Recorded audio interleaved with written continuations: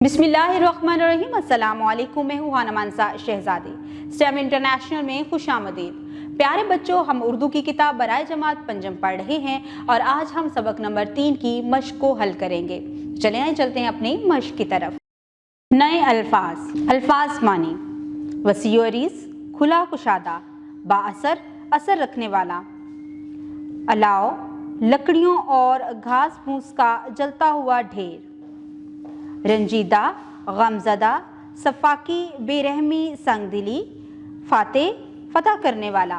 मश्क: दर्जा ज़ैल सवालात के मुख्तसर जवाबात लिखें। अलिफ: बहुत दूर एक वसी और अरीज मैदान में बेशुमार आग के शोले भड़क रहे थे। ये जुमला किस वाक़े के बारे में लिखा गया है?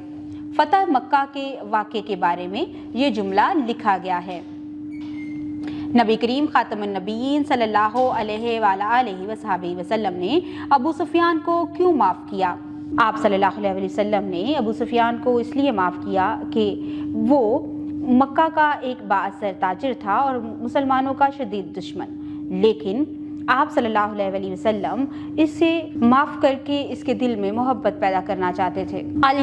यौमुल मलहमाते, ये लफ्ज़ किसके हैं और इसका मतलब क्या है? ये हज़रत साद बिन अबाद के लफ्ज़ हैं, जिसका मतलब है आज बड़ा गर्म दिन है, बदले का दिन है।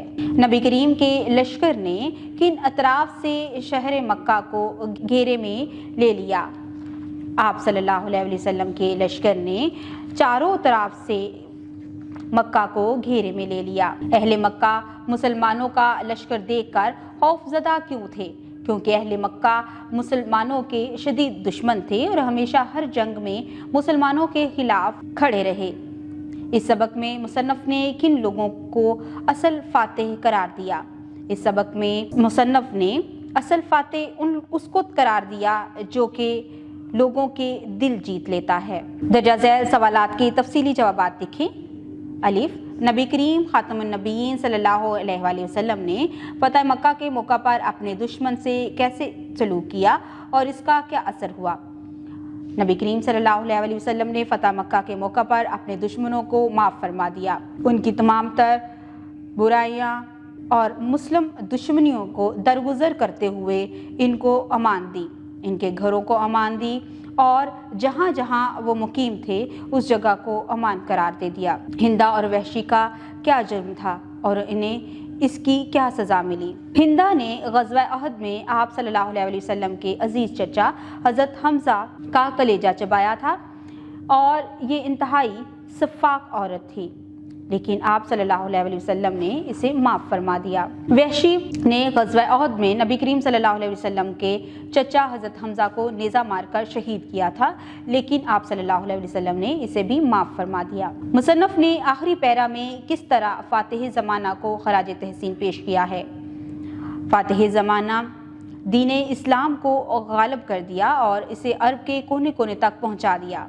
हकीकत में ये फ़तह मक्का के दिन फ़ातिह मक्का सिर्फ मक्का को फ़तह नहीं किया बल्कि मक्का के लोगों के दिलों को भी फ़तह कर लिया।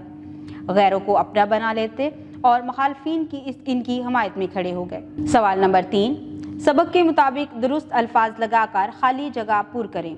अलिफ: अबू सुफियान को अपने सारे करतूत याद आने लगे और इसके कदम मन भर के हो गए। मक्का मुकरमा पूरे अरब के लिए एक डैश मुकाम था। जीम: ऊँटनी पर सवार फातेह लोगों के साथ कमाल, मेहरबानी और इंतहाई बुर्दबारी से पेश आए।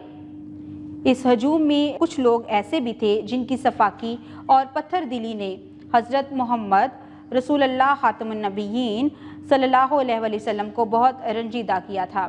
हे फातेह मक्का सिर्फ मक्का मुकरमा को फ़तह नहीं करते बल्कि मक्का वालों के दिल भी फ़तह कर लेते हैं। ज़ुबानी इज़हार: सबक फ़ातिह ज़माना अपने उस्ताद मोहतरम से गौर से सुने और सबक के अहम नुकात साथियों को सुनाएं। सवाल नंबर 5, आपस में बातचीत करें और बताएं कि ये बाहसीयत तालिबे इल्म आप नबी करीम खातमुन नबीयीन सल्लल्लाहु अलैहि वसल्लम की कौन कौन सी तालीमात पर अमल करने की कोशिश करते हैं?